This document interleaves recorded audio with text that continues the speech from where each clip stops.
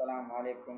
संगत छा हाल आहे? ठीक ठाक आहियो? तबियत सेहत सही आहे? जीअं त मां तव्हांजो पंहिंजो सनाउल्ला सिंधी ऐं तव्हां ॾिसी रहिया आहियो मुंहिंजो यूट्यूब चैनल।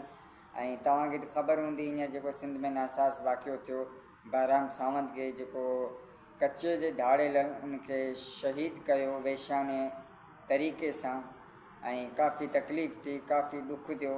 हुनजी अमड़ जूं हंजूं हारींदे ॾिसी करे, हुनजी अमड़ खे रोज़ राड़ो कंदे ॾिसे असांखे तमामु घणी तकलीफ़ थी।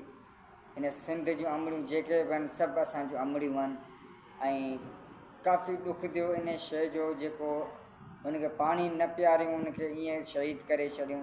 हुनखे हुनजे मासूम पुट सां न फ़ोन ते ॻाल्हायूं, हुनखे ईअं शहीद करे छॾियूं। इन शइ जो, इन ॻाल्हि जो तमामु घणे में घणो ॾुख ऐं अफ़सोस आहे ऐं असां इन शइ खे मामूली न सम्झंदासीं। असां कोशिशि कंदासीं, असां जदोजहद कंदासीं। मां रिक्वेस्ट कंदुमि, मां गुज़ारिश कंदुमि जेके मूं दोस्त आहिनि, सोशल वर्कर आहिनि, जेके साफ़ी ॿाहिरि आहिनि, मां उन्हनि खे गुज़ारिश कंदुमि महिरबानी करे जेतिरो जल्द थी सघे ओतिरो जल्द सोशल मीडिया ते एक्टिव रहो ऐं हुनजे बहराम सावंत जे वालदा खे, हुनजे बच्चनि खे, हुनजे घर खे, हुनजी फैमिली खे इंसाफ़ ॾियारियो। मां गुज़ारिश कंदुमि सभ खां पहिरीं IG गुलाम नबी मेमन साहब खे, IG साहब खां मां पुछंदुमि त IG साहब बहराम सावंत जो आख़िर कहिड़ो ॾोह बहराम सावंत जे खून जो कंहिंजे मथां FIR दर्ज थियणु खपे, इहो तव्हां असांखे ज़रूरु ॿुधाईंदा।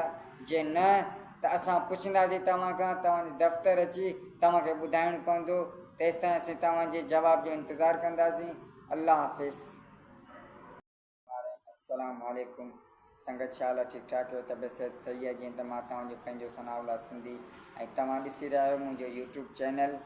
ऐं तव्हांखे त ख़बर हूंदी हींअर जेको सिंध में नासाज़ वाक़ियो थियो बहराम सावंत खे जेको कचे जे धाड़ेलनि उनखे शहीद कयो वेश्याने तरीक़े सां ऐं काफ़ी तकलीफ़ थी, काफ़ी ॾुख थियो। हुनजी अमड़ जूं हंजूं हारींदे ॾिसी करे, हुनजी अमड़ खे रोज़ राड़ो कंदे ॾिसे असांखे तमामु घणी तकलीफ़ थी। इन सिंध जूं अमड़ियूं जेके बि आहिनि सभु असांजूं अमड़ियूं आहिनि ऐं काफ़ी ॾुख थियो इन शइ जो जेको हुनखे पाणी न पीआरियूं, हुनखे ईअं शहीद करे छॾियूं।